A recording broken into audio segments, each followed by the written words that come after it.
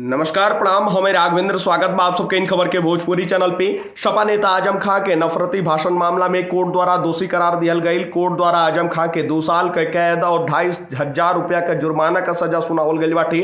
सजा के प्रश्न पर आजम खां के अधिवक्ता और अभियोजन का पक्ष सुनल गई। आजम खां अभी न्यायिक अभिरक्षा में बाने।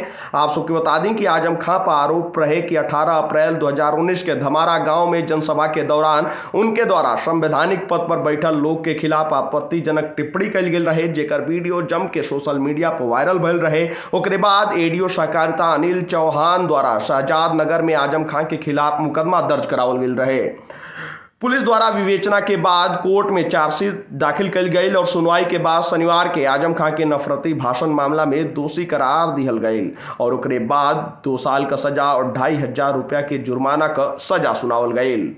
आप सबके बता दें कि पहला मौका नहीं के जब आजम खां के हेट स्पीच मामला में दोषी करार बतावल गई बाटे। पिछले साल भी रामपुर की सांसद विधायक अदालत द्वारा आजम खां के 2019 के एक अन्य नफरती भाषण मामला में दोषी ठहरावल गई रहे और उनके 3 साल का सजा सुनावल गई रहे, जेकरे बाद उनका उत्तर प्रदेश विधानसभा का सदस्यता भी रद्द हो गई रहे। फिलहाल जानकारी में इतना ही। देश दुनिया से जुड़ल तमाम खबर देखे खातिर आप सब जुड़ल इन खबर भोजपुरी के साथ। तब तक खातिर नमस्कार।